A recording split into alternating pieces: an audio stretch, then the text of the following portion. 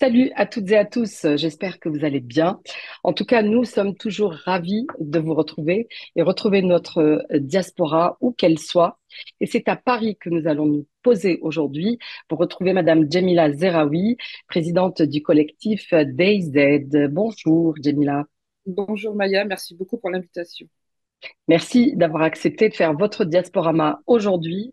Je dois vous rendre hommage, Djemila, et vous remercier parce que grâce à vous, grâce à votre collectif et grâce au programme que vous organisez, eh ben, nous avons rencontré de belles personnes que nous avons invitées ici à Diasporama, notamment, je pense à Yassouni, à DJ Lalouve, à l'écrivaine Farah Hodja, à Madouja également, et tant d'autres que nous allons découvrir, que vous allez nous faire découvrir et faire découvrir aux vidéos spectateurs de Diasporama. C'est aussi notre but à nous. Hein, on fait à peu près le même travail. Nous le faisons Oui. nous virtuellement, alors que vous le faites sur le terrain. Alors, ce qu'on remarque chez vous, enfin, ce que je remarque chez vous en premier, Jamila, c'est cette volonté très forte de connecter les Algériens entre eux, qu'ils soient en France, en Algérie, entre l'Algérie et la France. D'où vous avez venu cette idée de créer ce collectif DayZ et pourquoi ce besoin de faire rencontrer les gens entre eux? Alors, cette idée de collectif, c'est quelque chose qui tramait en moi enfin, je suis pas seule hein, dans la création, mais c'est Mhm, quelque chose que je fais depuis très très longtemps. Et le collectif des aides, en fait, c'est juste, on va dire, une logique à ce qui a été fait pendant des années autour de mes événements que j'ai pu créer autour de la diaspora, sauf que je ne sais pas que c'est diaspora. Je travaille également sur la diaspora tunisienne et marocaine. Donc, c'est quelque chose que je fais depuis quelques années et mhm, j'ai constitué un bon réseau solide. Et le collectif des aides est né bah, écoutez, juste il y a quelques mois. Après en avoir parlé avec quelques amis, c'est quelque chose qu'on avait mis de côté et puis qu'on a repris. En fait, on avait lancé pendant les événements du Hirak, on avait lancé un petit collectif qui s'appelait DayZ, donc en 2019. Donc c'est quelque chose qui se tramait depuis un petit moment. Et on se disait qu'avec le vent du Irak, ça serait bien de faire renaître des choses autour de la diaspora, autour de l'Algérie, surtout qui est un projet qui nous tenait à cœur. Et on avait mhm, créé ce collectif avec trois personnes et on avait mis en place une application qui s'appelait Netlega, ou qui existe encore, et qui permettait justement aux Algériens de se réunir via une application pour des événements qui sont liés à tout acte civil, comme par exemple l'écologie, la solidarité. Et NetLegao est né en fait de l'idée de proposer quelque chose d'utile et qui fasse du bien, parce qu'en 2018, non 2019, pardon, on s'est rendu compte qu'il y avait quand même une vague de la jeunesse qui était portée par pas mal de choses et pas mal d'espoir, et on voulait accompagner cette vague. Et NetLego est né de cela, et elle est née via ce collectif des aides en 2019, et donc on a monté on a monté donc l'application, c'est sur Internet, on peut la télécharger aujourd'hui et il suffit de s'inscrire, de rechercher en fait une activité qui est géolocalisée sur son périmètre à soi. Et si on veut monter une activité, on lance l'activité, ensuite les gens vous rejoignent très et cette bien. activité, elle prend place. Et ensuite, il s'est passé que NetLego, c'est une activité en Algérie, nous on était en France. Il s'est passé qu'on est resté 2 ans sans pouvoir se rendre en Algérie avec le Covid, ce qui fait qu'il y a un lien qui s'est un peu, on va dire, qui s'est un peu coupé. Donc, on n'a pas pu suivre l'évolution de l'application pour notre trop grand tristesse, et ce qui fait qu'on a laissé de côté. Et puis, ce qui s'est passé, c'est que en juin dernier, on s'est dit que ça serait bien de reprendre ça, de reprendre notre Lego. Puis on s'est dit, ben, pourquoi pas refaire le collectif des aides, mais lui donner Mhm, une assiette un peu plus importante avec des activités qui soient un peu plus élargies, comme du networking, comme de l'événement culturel. Et le projet est né comme ça. Et en fait, on est trois à l'avoir créé. Il y a Smaïl Chertouk, qui est le directeur de la Fondation de l'Islam de France, qui m'a beaucoup aidé sur ce projet. Puis Emina, une jeune qui nous a rejoint et qui a donné beaucoup de peps. Mais ça, j'en parlerai parce que la partie jeune, pour moi, elle est hyper importante. Parce qu'on avait oui. besoin aussi, on va dire, d'une vision un peu plus jeune de ce qu'on a fait. Moi, c'est vrai que je vais pas dire mon âge, mais j'ai dépassé 50 ans et c'est vrai que c'est une manière de voir les choses peut-être qui ne correspond pas à ce que veulent aujourd'hui les jeunes. Et on s'est dit qu'il faut que ce collectif il soit aussi porté par des jeunes. Donc, c'est né comme ça et on s'est rejoint en juin dernier autour d'un dîner auquel on a réuni à peu près une trentaine de personnes de notre réseau, des gens qu'on connaissait. Donc, on a tous coopté quelqu'un et on s'est réunis pour un dîner rue d'Alger. Ce qui est bizarre, c'est que le nom de la rue, vraiment, c'était vraiment du hasard.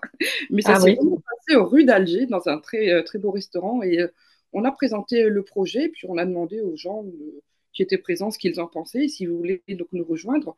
Donc on était 30 et aujourd'hui on a pu resserrer le noyau avec un groupe de 10 personnes sur lesquelles on peut compter pour la mise en place de tous les collectifs. Et depuis juin, on a fait un événement de lancement donc le 19 octobre auquel on a réuni beaucoup plus de monde. On a réuni 200 personnes. C'était vraiment un bel événement.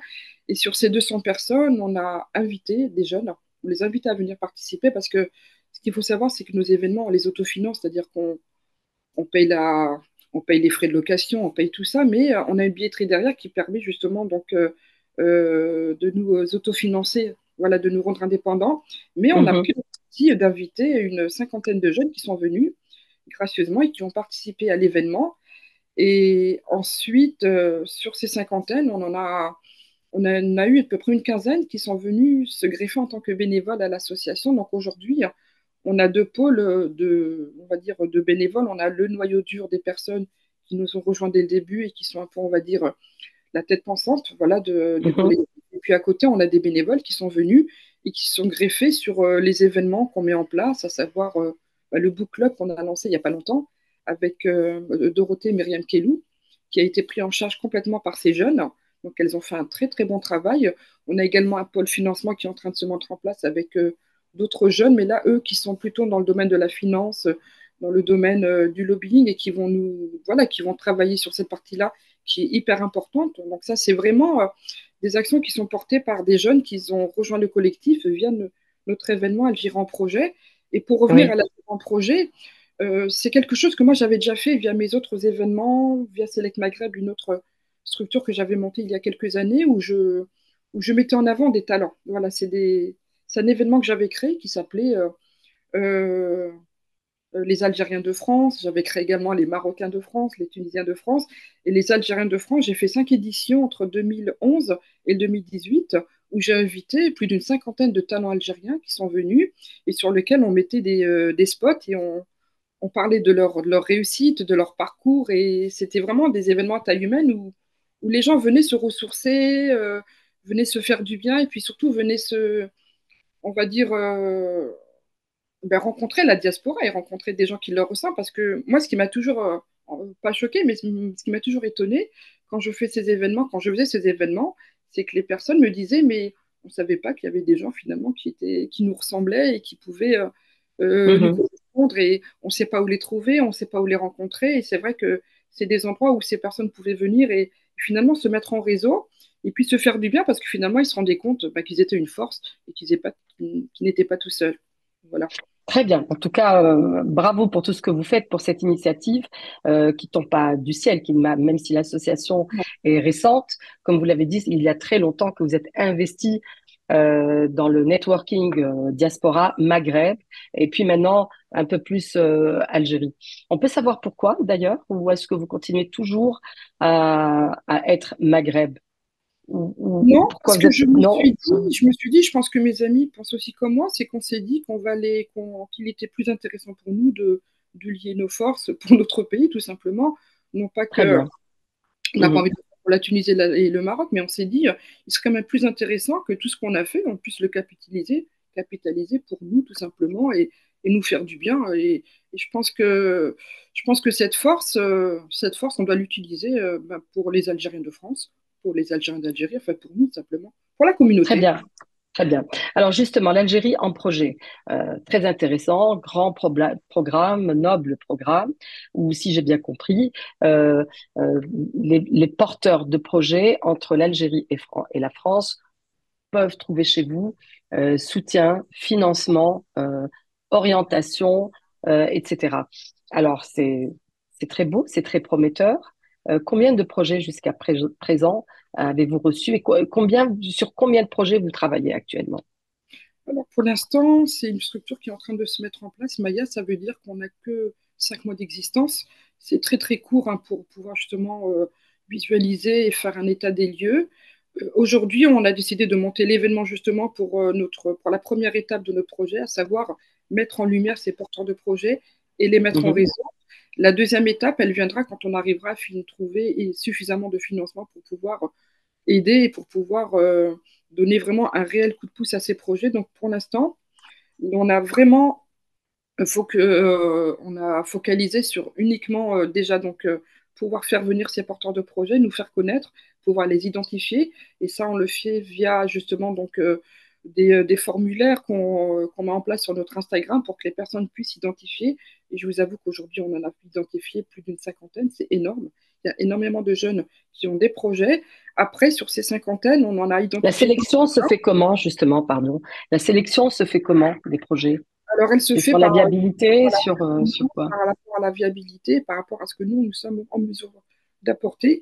Après, on n'a pas une vision, on va dire très entrepreneuriale à partir du moment où c'est des projets pour nous qui tournent autour de plusieurs axes, l'axe culturel, l'axe entrepreneurial, et ensuite l'axe qui soit autour de la société civile. En fait, on n'a pas vocation à travailler que sur de l'inclusion économique, mais ce qui nous importe surtout beaucoup, beaucoup, c'est aussi l'inclusion culturelle qui, à notre sens, pour nous, a beaucoup plus de valeur, même si on sait que voilà, les entrepreneurs qui ont des projets, qui sont rentables, qui font du cash, c'est important, mais pour nous, ce n'est pas que ça. On a vraiment besoin comment dire, de travailler sur tout type de projet et qui tourne autour du lien, autour de l'appropriation de sa culture, de son identité, parce qu'on pense que ça fait un tout, et on ne peut pas prendre juste comment dire, qu'un point et négliger le reste. Donc pour l'instant, on a mis en lumière 3 ou 4 projets avec des mises en réseau effectives. Après, je ne peux pas trop en parler parce que c'est des projets qui Bien sont sûr. pour l'instant comment dire, dans notre, qui sont en cours. Donc, on en parlera, je pense, quand on fera un bilan en octobre 2024, quand on fera les 1 an de l'association. Et là, on pourra vraiment dire voilà ce qui a été fait. Mais pour l'instant, c'est quelque chose qui est en train de démarrer tranquillement et doucement. Et ce qu'il faut savoir, c'est que quand on se lance sur des projets justement d'inclusion, ça prend du temps parce que il faut trouver les bons réseaux, il faut trouver surtout les financements. Et ça, c'est un travail de longue haleine. Bien Ça veut sûr. dire qu'il faut organiser plusieurs after-work, au moins une dizaine. Il faut mettre en confiance les gens, il faut les faire venir. Et ce qu'il faut savoir, c'est qu'on est une communauté aussi de personnes assez méfiantes. C'est pas évident d'aborder Ah oui. l'Algérie. C'est très très dur. Je le sais par expérience et c'est difficile. Et l'Algérien est quelqu'un de très généreux. C'est quelqu'un qui vous fera confiance, mais qui prendra du temps et qui ne le fera pas de manière spontanée. C'est-à-dire qu'il faut vraiment un travail de mise en confiance. Et ce travail, on le fait justement via tous les événements qu'on met en place et les rencontres qu'on peut faire de manière ponctuelle. Mhm. Alors, vous organisez donc, vous l'avez dit, des after-work, des événements culturels, des shtah parties, donc des soirées de danse, des soirées de projection de matchs, hein, où les gens ont pu suivre les matchs de l'équipe nationale lors de la CAN, par exemple, et puis des voyages aussi en Algérie. Alors, des Oui, voyages, je pense que vous avez organisé des voyages à Alger, à Oran, Tlemcen. Alors, qui oui, sont, qui sont les gens qui partent? C'est qui ces gens c'est que vous intéressant emmenez en parce que Algérie? alors les voyages, on en a fait, pour te dire ce qu'on a fait jusqu'à présent, on a fait 2 voyages à Alger, on a fait un voyage à Oran et Tlemcen, on a fait un voyage à Timimoun. Le dernier voyage, c'était à Golera et Gardaïa.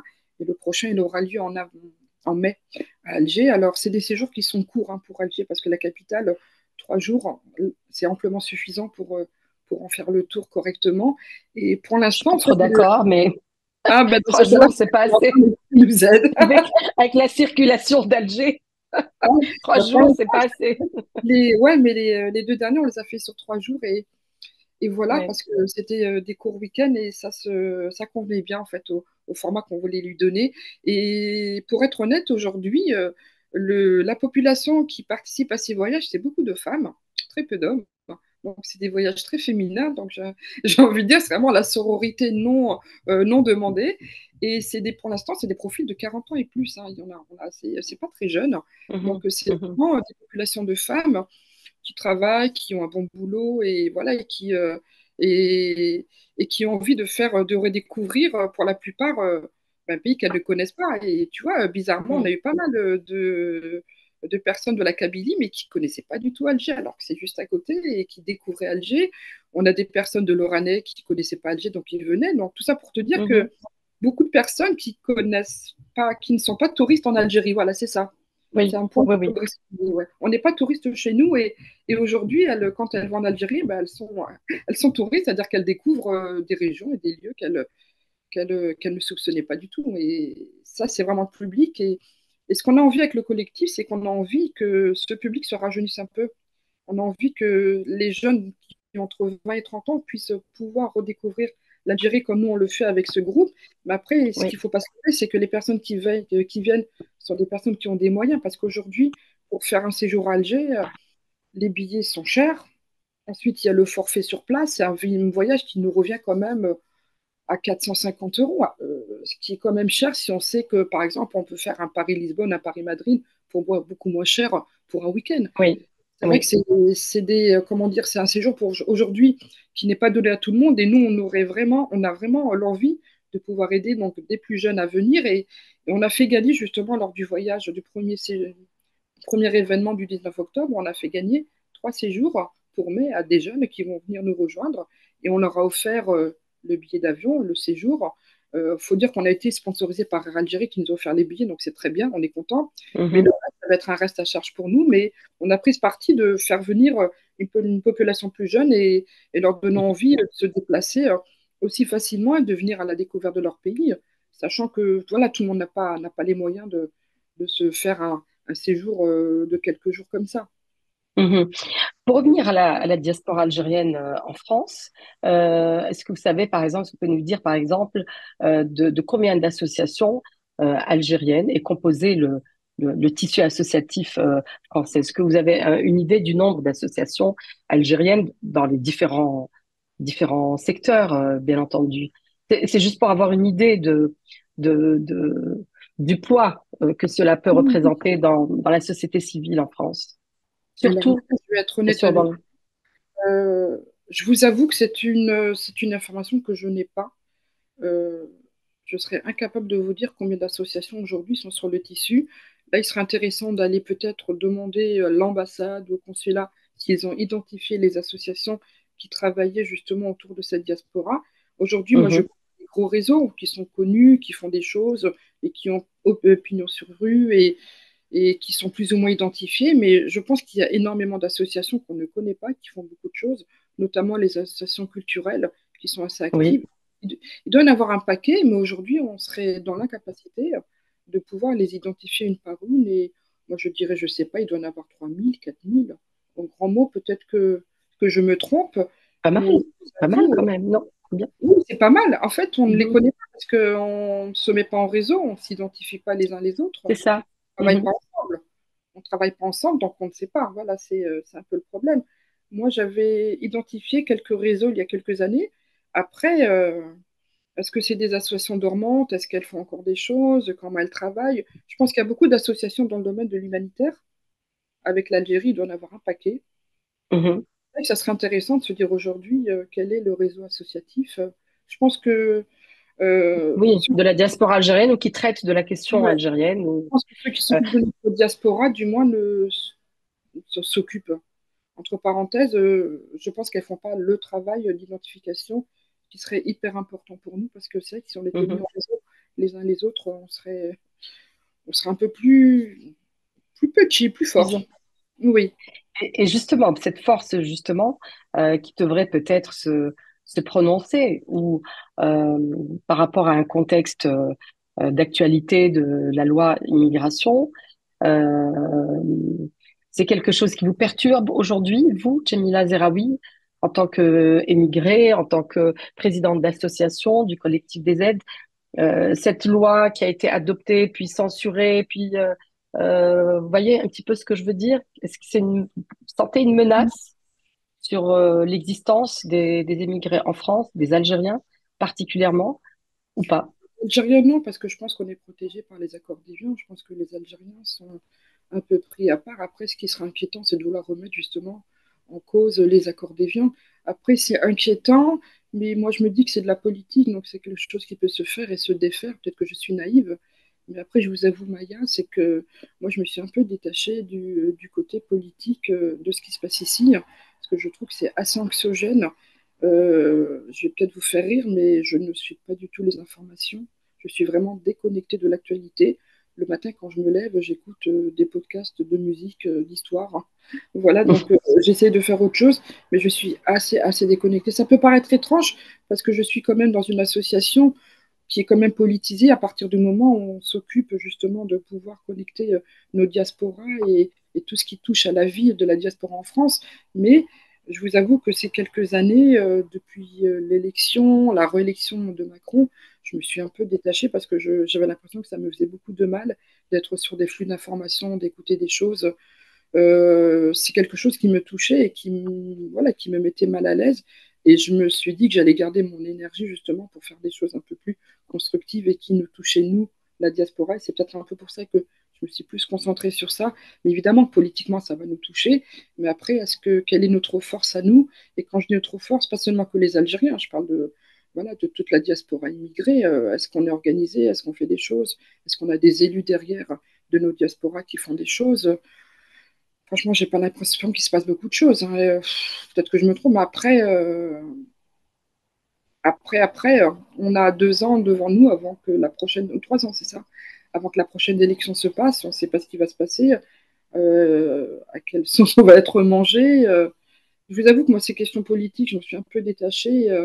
C'est peut-être pour ça que je mets autant d'énergie à faire ce que je fais à côté, mais moi, j'ai l'impression aujourd'hui que quoi qu'on fasse, il ne va pas se passer grand-chose et qu'on n'a pas vraiment, on n'a pas notre mot à dire. J'ai l'impression qu'on hurle. Tant que ça ne vous impacte pas négativement dans votre exercice, C'est un peu, euh, c'est un c'est très peu, bien. c'est un peu égoïste, c'est vrai, mais moi, c'est un peu ce que je ressens et j'ai ce besoin justement de pouvoir m'isoler pour faire des choses beaucoup plus constructives. Parce que j'ai l'impression que finalement, quoi qu'on fasse, ça va se passer, quoi. Ça va se passer. Le rouleau compresseur, finalement, il est là, il continue son boulot. Donc nous, à travers nos événements, à travers le collectif, on essaie vraiment de faire du bien et à cette diaspora et puis surtout de leur donner peut-être une autre vision de comment ils envisagent le monde, comment ils envisagent leur vie en France. Et je vous avoue, Maya, qu'il y a quelque chose que je suis en train de constater. Je ne pense pas que je suis la seule. C'est qu'il y a énormément de gens de la diaspora qui sont en train de réfléchir à partir, peut-être pas en Algérie, mais je dirais à quitter le territoire français pour aller vivre leur vie ailleurs, à s'expatrier. Parce que bon, on est considérés comme des immigrés, mais on est expatriés dans d'autres pays. C'est pour dire Mhm. qu'on nous voit en France, mais c'est quelque chose qu'on est en train de voir. Moi, je l'avais ressenti déjà, mais c'est encore plus prégnant aujourd'hui. D'ailleurs, je le vois dans tous les projets qu'on est en train d'accueillir. C'est des projets avec des projets de vie en Algérie quand même. C'est quelque chose. C'est-à-dire que les gens sont en train de, enfin les gens de la diaspora sont en train de se dire la France, why not, pourquoi pas aller ailleurs. Mhm.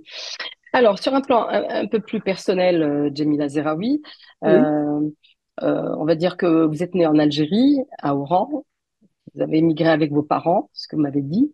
Mais alors, ce qui est curieux, c'est que, et j'en connais pas beaucoup qui ont fait ça, vous êtes venu étudier en Algérie, faire vos études supérieures en Algérie. Qu'est-ce qui oui. s'est passé? Qu'est-ce qui a fait que vous avez eu envie d'aller étudier en Algérie?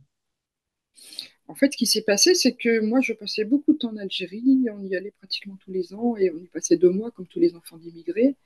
Et moi, j'ai eu la chance, quand je partais en Algérie, c'est d'aller dans la région de mes parents, la région de Chlef, et de Ténès notamment, où je passais des Mhm. vacances merveilleuses parce que c'est une région magnifique. Et ensuite, je suis née à Oran et j'ai gardé de la famille à Oran, donc on finissait nos vacances à Oran, donc ce qui fait qu'on faisait un peu tout l'Ouest. Et moi, j'ai été baignée en fait justement dans cette culture de vacances en Algérie avant les années 90, avant la décennie, hein, voilà. Et c'est vrai que j'ai eu cette chance de connaître le bled tel qu'il était. Et puis, ça m'a donné envie, après le bac, d'aller étudier en Algérie. Mais après, comment c'est venu c'est juste quelqu'un de la famille qui nous disait justement qu'en Algérie, il y avait beaucoup d'enfants d'immigrés qui étaient dans des facultés. Et moi, en fait, ça m'avait trotté. Et je pense qu'à Mhm. cette époque, je pense que c'est venu très tôt chez moi, cette envie de me reconnecter à l'Algérie. Et en fait, Oui. j'étais dans une demande de recherche de racines. Aujourd'hui, c'est vrai qu'il y a beaucoup de gens qui ont ces demandes, mais qui viennent un peu plus tard, vers 30 ans. Ils commencent à se poser des questions. Et moi, ce sont des questions qui sont venues à moi un peu tôt et j'avais envie de me reconnecter. Et puis, c'est parti comme ça. En fait, ça s'est fait de manière assez naturelle. Donc, j'ai fait des démarches, je suis partie au consulat et puis je me suis aperçue que le consulat, enfin que l'État algérien avait un programme pour les enfants d'immigrés qui consistait en fait à leur ouvrir les portes de l'université. Et puis, à cette époque, on nous facilitait tout. Il y avait des billets d'avion qui étaient proposés, qui étaient offerts à la diaspora, c'est-à-dire qu'on y allait à chaque vacances, D'accord. 3 fois Hmm. par an. On avait une place dans une résidence universitaire. Donc moi, j'étais dans une résidence de jeunes filles à Oran. Et puis, tout était facilité. À la faculté d'Oran, il y avait un bureau spécialement pour les enfants d'immigrés. Et oui, et on était une bonne quinzaine à l'époque. Il y avait quand même pas mal de gens. Et moi, je sais que je fais partie de la dernière, des dernières promotions, parce qu'après, il y a eu la décennie, je pense qu'ils ont arrêté. Mais je sais qu'avant moi, il y a eu beaucoup, beaucoup d'enfants d'immigrés qui ont fait ce parcours. Ouais. Et, Hmm. ce qui est intéressant, c'est que quand je suis retournée en France après la décennie, parce que je ne suis pas restée, je me suis reconnectée à une autre association. Et cette association, il y avait plusieurs étudiants comme moi qui venaient, qui avaient fait donc leurs études en Algérie. Et bizarrement, en fait, non, c'est pas bizarre, c'est que ces personnes, elles étaient comme moi, c'est qu'elles avaient besoin de garder du lien. Donc, on s'est Mhm. retrouvés une petite. Nous, on était 5 ou 6, on avait fait nos études aussi à Oran, on était revenus en France, et puis on avait continué de faire renaître ça, mais en France, on avait fait une association. Enfin, moi, j'avais rejoint, je ne l'avais pas créée, j'avais rejoint l'association, elle s'appelle Ibled d'ailleurs. Je pense que si des personnes qui regardent et qui ont peut-être mon parcours comprendront, c'est qu'on avait mis en place énormément d'événements autour de notre diaspora. Et je pense que le lien qu'on avait gardé pendant ces 4 années, bon, on a essayé de le reproduire quand on est revenu en France. Et puis moi, après, j'ai quitté l'association, puis j'ai créé mes propres événements et ça s'est fait en fait tout au Voilà. long Mhm. de ma vie. Donc le lien, ouais, il a été créé pendant ces 4 ans où je suis restée en Algérie et j'ai vécu un peu comme tout le monde là-bas. Je me suis fait des amis, des très bons amis même, et je me suis aussi mariée là-bas. Donc voilà, pour moi, ça a été le départ d'une autre vie, mais en France après. Et donc, sans cesse, c'est le fil conducteur finalement de votre vie professionnelle, associative, c'est tisser des liens, mettre en connexion les Algériens entre eux, hein, qu'ils soient en Algérie ou en France ou entre les deux. Oui, Ça répond certainement à un besoin que doivent éprouver beaucoup de personnes qui sont parties ou qui sont nées d'ailleurs à l'étranger. Alors, pour terminer, Djemila Zeraoui, c'est bientôt la fin de notre entretien. Déjà, me oui. direz-vous, nous allons essayer de connaître vos goûts. C'est la tradition, vos goûts culinaires, musicaux, lecture. Alors en cuisine, quelle est votre cuisine préférée ou votre plat préféré, Jamila? À moi, ma cuisine préférée, c'est la cuisine italienne. Je vais décevoir tous ceux qui vont me dire Non, non, non, non. couscous. Non, moi, c'est la cuisine italienne. L'Italie, c'est un Mhm. pays que j'adore et j'adore leur cuisine. Et moi, on me donnerait des spaghettis tous les jours, ça me conviendrait. Voilà, Moi aussi. je suis une amoureuse de la cuisine italienne. Nous sommes deux. Oui. En musique, alors, ce serait quoi? Alors, en musique, j'ai des goûts assez éclectiques. J'aime beaucoup la musique algérienne, la musique cherbi. C'est quelque chose que j'écoute beaucoup, régulièrement. Après, Oran, évidemment, c'est le rail. Bon, c'est vrai que je suis très, très, très rail, mais rail ancien, le rail nouveau, j'aime, mais à petite dose. Après, pour ce qui est de la musique, voilà, je suis fan de George Michael. Je suis fan. Encore aujourd'hui? Ah ouais, ouais. Oh là là, ce Ouais. que j'étais triste quand il est décédé. Non, c'est un artiste Ouais, que ouais. j'adore. Mhm. Après, je suis très éclectique dans mes goûts. Je peux très bien écouter de la musique des années 80, écouter les Rolling Stones. J'ai des goûts très, très élargis. Mais sinon, c'est vrai que je suis plus à me mettre des playlists de musique algérienne pour me donner le courage. Voilà, ça c'est quelque chose Mhm. En qui me porte. lecture? Alors en lecture, moi je suis une passionnée d'histoire. Donc je lis beaucoup, beaucoup, beaucoup de romans historiques. Je lis beaucoup d'essais historiques. Sinon, mon dernier roman que j'ai lu dans l'avion quand je suis partie à Alger, c'est le roman de Yasmina Khadra. D'ailleurs, j'ai fait l'aller-retour avec Yasmina Khadra, Mhm. son dernier roman.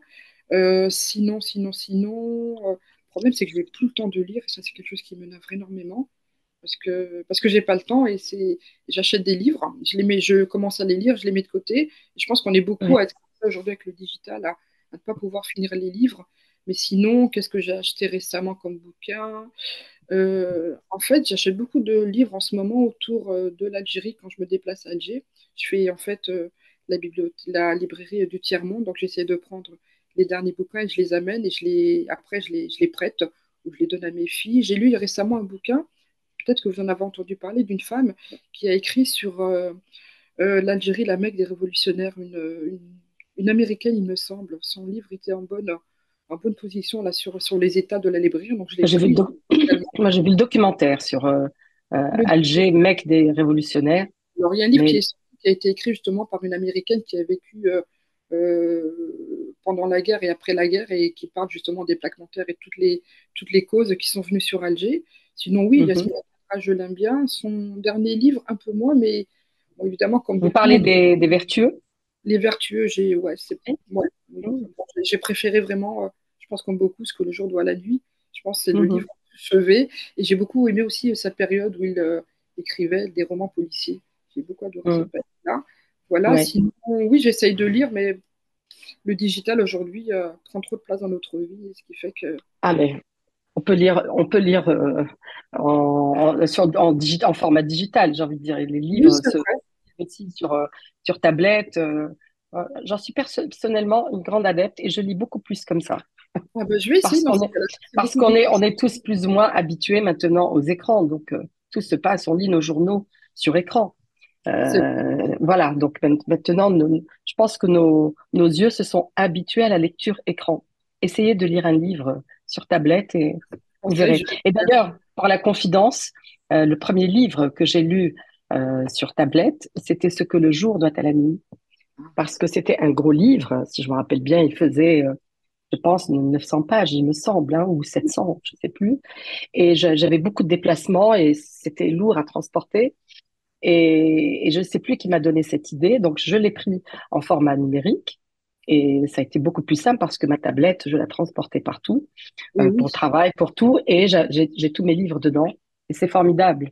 Donc, bon, après, je ne veux pas rentrer dans le débat de. Il y en a qui préfèrent toucher le livre, tourner les pages. Ça, c'est un c'est débat autre chose. effectivement. Voilà. Mais moi, qu'importe le flacon, moi, le désir de lire va toujours l'emporter. Voilà. Et puis, l'avant-dernière question, plutôt film ou série? Oh, plutôt série, plutôt série. Plutôt série, à la maison. Plutôt série à la maison, mais c'est vrai que depuis que je me connecte plus sur les télévisions et les programmes, ouais, je suis plus.